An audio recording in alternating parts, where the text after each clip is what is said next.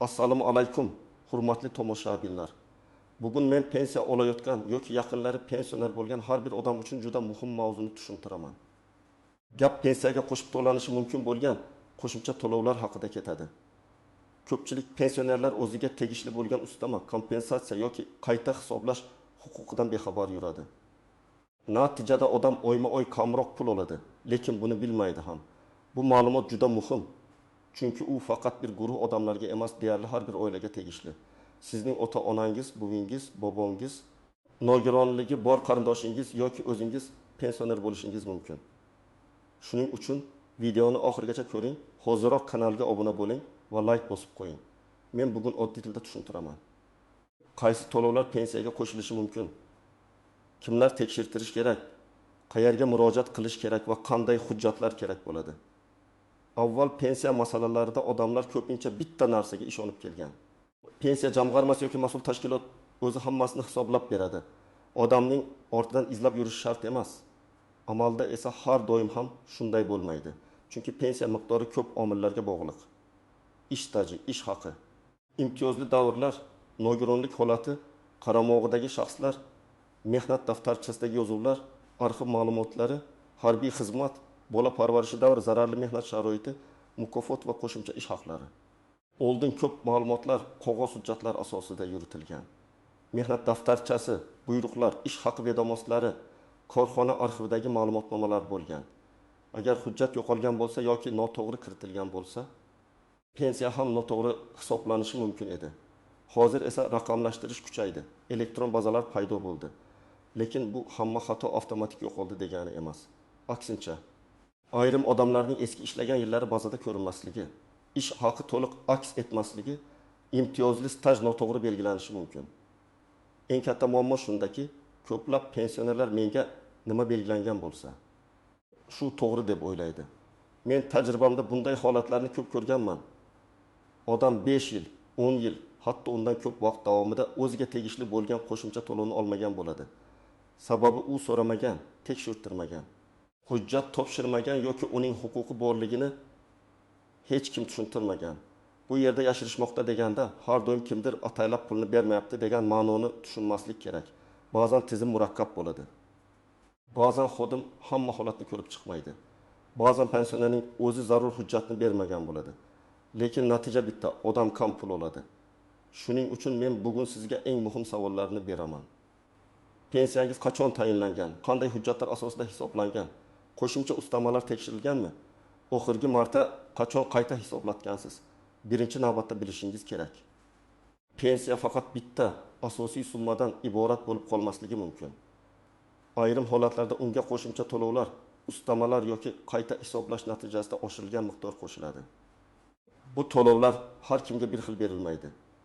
Ular shaxsning holatiga, hujjatlariga va qonunchilikda belgilangan mezonlarga bog'liq bo'ladi. Masalan, birinchi holat, odam uzoq yillar rasmiy ishlagan. Lekin pensiya tayinlanayotganda uning barcha ish staji hisobga olinmagan. Faraz qilaylik, Ahmad Ota 1980 yildan 2005 yilgacha zavodda ishlagan. Keyin 2006 yildan 2015 yilgacha boshqa korxonada ishlagan. Pensiya tayinlash paytida elektron bazada 2006 yildan keyingi davr yaxshi ko'ringan, lekin eski zavoddagi ayrim yillar arxivdan tasdiqlanmagan. Natijada 35 yil staj o'rniga 27 yil staj hisoblangan bo'lishi mumkin. Agar u arxivdan ma'lumotnoma olib kelsa, mehnat daftarchasidagi yozuvlar tasdiqlansa, pensiyasi qayta hisoblanishi va oyma-oy ko'proq bo'lishi mumkin. Ikkinchi holat, ish haqi noto'g'ri yoki pastroq olingan. Pensiya hisoblashda faqat staj emas, balki ish haqi ham ahamiyatli bo'lishi mumkin. Masalan, Salima opa 1990 yillarda yuqori maosh olgan, qo'shimcha mukofotlar, ustamalar, smena pullari bo'lgan. Lekin pensiya tayinlanayotganda faqat asosiy tarif stavkasi ko'rsatilgan ma'lumotnoma topshirilgan. Agar haqiqiy ish haqi vedomoslari arxivdan topilsa, o'sha davrdagi yuqori daromad tasdiqlansa, pensiya miqdori boshqacha chiqishi mumkin. Bu yerda farq oyiga 1000 so'm bo'lishi ham mumkin, 300 ming so'm bo'lishi ham mumkin, ayrim hollarda undan ko'proq ham bo'ladi. Hammasi hujjatlarga bog'liq. Uchinchi holat, nogironligi bor pensionerlar. Nogironlik guruhi, parvarishga muhtojlik, tibbiy xulosa, doimiy parvarish zarurati kabi holatlar ayrim qo'shimcha to'lovlarga ta'sir qilishi mumkin. Masalan, bir pensioner oddiy yoshga doir pensiya olayotgan bo'lishi mumkin, lekin keyinchalik unda nogironlik belgilangan. Agar bu holat tegishli tashkilotga vaqtida yetkazilmasa yoki qayta hisoblash so'ralmasa, pensiya tarkibida bo'lishi mumkin bo'lgan qo'shimcha summa hisoblanmay qolishi ehtimoli bor. Shuning uchun nogironlik guruhi o'zgarganda, tibbiy xulosa yangilanganda, albatta pensiya bo'limiga murojaat qilish kerak. 4-holat. O'quvchisini yo'qotganlar pensiyasi yoki qaramog'idagi shaxslar masalasi. Ayrim oilalarda pensionerning qaramog'ida mehnatga layoqatsiz oila a'zosi bo'lishi mumkin. Masalan, pensioner ona o'zi pensiya oladi, lekin uning qaramog'ida nogironligi bor farzandi bor yoki o'quvchisini yo'qotgan oila a'zolari o'z ulushiga ega bo'lishi mumkin. Bu masalalarda har bir holat alohida tekshiriladi. Ko'p odamlar mening vaziyatim bunga kirmasa kerak deb yuradi, lekin hujjat bilan tekshirtirganda qo'shimcha huquq bo'lgani aniqlanadi. 5-holat. Imtiyozli ish sharoiti. Zararli. Og'ir yoki maxsus sharoitda ishlagan odamlarning pensiya huquqi boshqacha bo'lishi mumkin. Masalan, kon, kimyo sanoati, issiq sex, ayrim tibbiyot yoki ta'lim yo'nalishlari, transport, ishlab chiqarishdagi og'ir kasblar bo'yicha ishlagan yillar alohida tartibda baholanishi ehtimoli bor. Lekin bu faqat men og'ir joyda ishlaganman degan gap bilan hal bo'lmaydi. Lavozimnomi, ish joyi buyruqlar, attestatsiya. Korxona ma'lumotnomasi, mehnat sharoiti tasdiqlanishi kerak. Agar hujjatlarda lavozim nomi noto'g'ri yozilgan bo'lsa, odamning imtiyozli staji tan olinmay qolishi mumkin. 6-holat. Ayollarning bola parvarishi davrlari. Ayrim davrlar stajga kiritilishi yoki alohida tartibda hisobga olinishi mumkin. Ko'p ayollar pensiya tayinlanganda bolalarining tug'ilganlik guvohnomasini to'liq topshirmagan. Bola parvarishi bilan bog'liq davrlar hisobga olinmaganini tekshirtirmagan bo'ladi. Masalan, Gulbahor opa 3 farzand tarbiyalagan, lekin pensiya hujjatlarida faqat mehnat daftarchasidagi ish davrlari hisoblangan. U keyin bolalarining tug'ilganlik guvohnomalari, nikoh hujjatlari va boshqa zarur ma'lumotlarni taqdim etsa, ayrim davrlar qayta ko'rib chiqilishi mumkin. Endi kimlar ayniqsa xavotirlanishi kerak? Birinchidan, pensiyasi 5-10 yil oldin tayinlanganlar. Chunki o'sha paytda ko'p hujjatlar elektron bazada bo'lmagan. Ikkinchidan, mehnat daftarchasida ko'p ish joyi bo'lganlar. Uchinchidan, sobiq korxonasi yopilib ketganlar. 4-dan, zararli yoki og'ir sharoitda ishlaganlar. 5-dan, nogironlik guruhi o'zgargan yoki yaqinda belgilanganlar. 6-dan, pensiya tayinlanganda shoshilib hujjat topshirganlar. 7-dan, pensiya miqdori o'xshash stajga ega tanishlarga qaraganda ancha past bo'lganlar. Kimlar kamroq xavotirlanishi mumkin? Agar sizning pensiyangiz yaqinda tayinlangan bo'lsa, barcha ish davrlaringiz elektron bazada to'liq ko'rinsa, ish haqi ma'lumotlaringiz rasmiy tizimda aniq bo'lsa, imtiyozli staj bo'lmasa, nogironlik yoki qaramog'idagi shaxslar kabi qo'shimcha holatlar bo'lmasa, ehtimol katta xato bo'lmasligi mumkin, lekin baribir bir marta tekshirtirish zarar qilmaydi. Chunki pensioner uchun oyiga 2000 so'm ham yiliga 600 ming so'm degani. Oyiga 200 ming so'm esa yiliga 2 million 400 ming so'm degani. Bu doriga, kommunal to'lovga, oziq-ovqatga ketadigan haqiqiy pul. Men sizga oddiy misol aytaman. Bir pensioner 1 million 200 ming so'm pensiya olayotgan bo'lsin. U arxivdan 6 yil qo'shimcha stajni tasdiqlatdi. Qayta hisoblashdan keyin pensiyasi 1 million 390 ming so'mga chiqdi. Deylik. Farq 1090 ming so'm. Ko'pchilik 1090 ming uncha katta pul emas deb o'ylashi mumkin. Lekin bir yilda bu 2 million 160 ming so'm bo'ladi. 5 yilda esa 1 million so'mdan oshadi. Demak, kichik farq ham uzoq muddatda katta pulga aylanadi. Yana bir misol. Pensioner ayolning pensiyasi ish haqi past ma'lumotnoma asosida hisoblangan. U keyin eski korxona arxividan mukofotlar va qo'shimcha to'lovlar kiritilgan ish haqi ma'lumotnomasini oldi. Qayta hisoblashda pensiya oyiga 2 ming so'mga oshdi. Bu faqat raqam emas. Bu har oyda qo'shimcha dori olish, nabiraga yordam berish, gaz yoki elektr to'lovini yopish imkoniyati. Endi eng muhim nozik joylarga o'tamiz. Birinchi noziklik, har qanday qo'shimcha to'lov avtomatik berilmaydi. Ayrim holatlarda mas'ul organ ma'lumotni o'zi olishi mumkin, lekin ko'p vaziyatda pensionerning arizasi va hujjat kerak bo'ladi. Agar siz ariza bermasangiz, menda shunday huquq bor edi deb yuraversangiz, tizim sizning holatingizni bilmasligi mumkin. Ikkinchi, noziklik og'zaki javobga ishonib qolmang. Ko'p odamlar borib so'raydi. Deraza ortidagi xodim sizga tegishli emas deydi. Odam qaytib ketadi. Men bunday qilishni maslahat bermayman. Agar masala jiddiy bo'lsa, yozma ariza bering. Arizada nimani so'rayotganingizni aniq yozing. Pensiya tayinlashda hisobga olingan ish staji va ish haqi davrlarini tekshirib berishni, qo'shimcha hujjatlar asosida qayta hisoblashni, imtiyozli stajni ko'rib chiqishni yoki nogironlik holati bo'yicha ustama masalasini tushuntirishni so'rang. Yozma javob bo'lsa, keyingi qadamni belgilash oson bo'ladi. Uchinchi, noziklik. Hujjatdagi bitta harf ham muammo bo'lishi mumkin.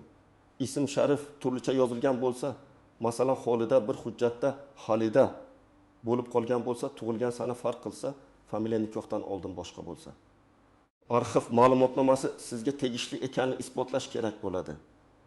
Bunday holatda FHDG hujjatlari, nikoh guvohnomasi, familiya o'zgarganini tasdiqlovchi hujjatlar, sud orqali faktni belgilash kabi yo'llar kerak bo'lishi mumkin. To'rtinchi, noziklik. Yopilgan korxonalar bo'yicha arxiv izlash kerak. Ko'p odamlar zavod yopilgan, demak hujjat yo'q deb o'ylaydi. Aslida korxona yopilganda uning hujjatlari davlat arxiviga, tuman yoki shahar arxiviga, yugurib tashkilot arxiviga yoki huquqiy voris korxonaga topshirilgan bo'lishi mumkin. Siz korxona nomi, manzili, ishlagan yillaringiz, lavozimingizni yozib, arxivga so'rov berishingiz kerak. Ba'zan birinchi arxivdan topilmaydi, lekin boshqa arxivdan chiqadi. 5. Noziklik. Pensiya qayta hisoblanganda hamma vaqt o'tgan yillar uchun to'liq pul qaytariladi deb o'ylamang. Qayta hisoblashning qaysi sanadan qo'llanishi qonunchilikka ariza berilgan vaqtga, hujjat qachon taqdim etilganiga va xatolik kim tomonidan bo'lganiga bog'liq bo'lishi mumkin. Shuning uchun men nima yil kam olganman, hammasini birdan qaytarishadi deb kafolatli umid qilish to'g'ri emas. Lekin bu murojaat qilmaslik kerak degan emas. Chunki kelgusidagi har oy uchun pensiya oshishi ham katta foyda. 6. Noziklik. Har bir qo'shimcha to'lovning o'z sharti bor. Masalan, nogironlik bo'yicha to'lov uchun tibbiy ijtimoiy ekspertiza hujjati kerak bo'ladi. Qaramog'idagi shaxs bo'yicha qarindoshlik, yosh, mehnatga layoqatsizlik yoki ta'minot holati tasdiqlanishi mumkin. Imtiyozli staj bo'yicha lavozim va ish sharoiti aniq ko'rsatilishi kerak. Ish haqi bo'yicha esa ma'lumotnoma rasmiy manbadan olinishi kerak. Shunchaki qo'shnining guvohligi bilan pensiya oshmaydi. Hujjat asos bo'ladi. 7. Noziklik. Ayrim pensionerlar qo'rqadi. Borsam, pensiyamni kamaytirib qo'yishmasmikan deb o'ylaydi. Odatda odam o'z huquqini tekshirtirish uchun murojaat qilsa, bu uning zarariga bo'lishi shart emas. Lekin hujjatlarda avval hisoblashda xato bo'lgan bo'lsa, nazariy jihatdan turli holatlar chiqishi mumkin. Shuning uchun men tavsiya qiladigan yo'l shuki, avval o'z hujjatlaringizni yig'ing. Pensiya hisobingiz qanday shakllanganini so'rang, yozma ma'lumot oling, keyin aniq asos bilan qayta hisoblashni talab qiling. 8. Noziklik. Bank kartasiga tushayotgan summa bilan pensiya hujjatiga summa farq qilishi mumkin. Ba'zan odam kartaga qancha tushayotganiga qarab pensiyasini baholaydi. Lekin ushlab qolishlar qarzdorlik, aliment, kredit, ijro hujjati, bankdagi muammo yoki boshqa to'lovlar bo'lishi mumkin. Siz haqiqiy belgilangan pensiya miqdorini alohida bilishingiz kerak. Buning uchun pensiya jamg'armasi bo'limidan yoki tegishli elektron xizmatlardan ma'lumot olish kerak. Endi nima qilish kerakligini bosqichma-bosqich aytaman. Birinchi qadam, o'zingizdagi barcha pensiya hujjatlarini bir joyga yig'ing. Pensiya tayinlanganligi haqidagi hujjat, mehnat daftarchasi, ish haqi ma'lumotnomalari, arxiv ma'lumotnomalari, harbiy bilet, diplom, tug'ilganlik guvohnomalari, nikoh guvohnomasi, nogironlik haqidagi xulosa, qaramog'idagi shaxslar bo'yicha hujjatlar, mukofot yoki unvon bo'yicha guvohnomalar bo'lsa, hammasini tartiblang. Ikkinchi qadam, pensiya bo'limiga borib, pensiyangiz qaysi staj va qaysi ish haqi asosida hisoblanganini so'rang. Og'zaki so'rash bilan cheklanib qolmang. Yozma ariza bering. Arizada shunday mazmunda yozishingiz mumkin. Mening pensiyamni hisoblashda qaysi ish davrlari, qaysi ish haqi ma'lumotlari va qaysi qo'shimcha ustamalar hisobga olinganini yozma ravishda ma'lum qilishingizni so'rayman. Qo'shimcha hujjatlar taqdim etilgan taqdirda pensiyani qayta hisoblash tartibini tushuntirib berishingizni so'rayman. Arizani 2 nusxada tayyorlang. Bittasini topshiring, ikkinchisiga qabul qilingan sanani, raqamni yoki muhrni oldiring. 3. qadam, mehnat daftarchangizni tekshiring. har bir ish joyi bo'yicha ishga kirgan sana, ishdan bo'shagan sana buyruq raqami, korxona nomi bor yo'qligini ko'ring. Agar yozuv noaniq, umursiz yoki xato bo'lsa, shu davr bo'yicha qo'shimcha tasdiq kerak bo'lishi mumkin. Ayniqsa 1990-yillar va 2000-yillar boshida hujjatlar xatolari ko'p uchraydi. 4-qadam, arxivga murojaat qiling. Agar eski ish joyingiz yopilgan bo'lsa, tuman yoki shahar arxiviga, viloyat arxiviga, korxonaning voris tashkilotiga yoki tegishli vazirlik tizimiga so'rov yuboring. So'rovda to'liq ism sharifingizni, tug'ilgan sanangizni, ishlagan korxona nomini, taxminiy yillarni, lavozimni va qaysi hujjat kerakligini yozing. Sizga ish staji ma'lumotnomasi, ish haqi ma'lumotnomasi, buyruqdan ko'chirma yoki lavozimni tasdiqlovchi hujjat kerak bo'lishi mumkin. 5-qadam, agar nogironlik, parvarish yoki qaramog'idagi shaxslar bilan bog'liq holat bo'lsa, bu hujjatlarni yangilab oling. Tibbiy xulosaning amal qilish muddati, guruh, parvarishga muhtojlik belgisi, qarindoshlik hujjatlari, yashash joyi bo'yicha ma'lumotlar to'liq bo'lishi kerak. Hujjat muddati o'tgan bo'lsa, pensiya bo'limi uni asos sifatida qabul qilmasligi mumkin. 6-qadam, javobni kuting va javobni tahlil qiling. Agar sizga asos yo'q deb yozishsa, nima sababdan asos yo'qligini ko'ring. Hujjat yetarli emas deyilganmi? Davr stajga kirmaydi deyilganmi? Lavozim imtiyozi ro'yxatda yo'q deyilganmi? Ish haqi ma'lumotnomasi talabga javob bermaydi deyilganmi? Sababni bilmasdan turib keyingi qadamni belgilab bo'lmaydi. 7-qadam, agar javobdan norozi bo'lsangiz, yuqori turuvchi tashkilotga yoki tegishli tartibda shikoyat qiling. Shikoyatda hissiyot bilan emas, fakt bilan yozing. Qaysi sanada murojaat qildingiz, qanday hujjat berdingiz, qanday javob oldingiz? Nima uchun bu javobga rozi emassiz? Qaysi davr yoki qaysi to'lov qayta ko'rib chiqilishi kerak? Hammasini aniq ko'rsating. Hujjatlarning nusxasini ilova qiling.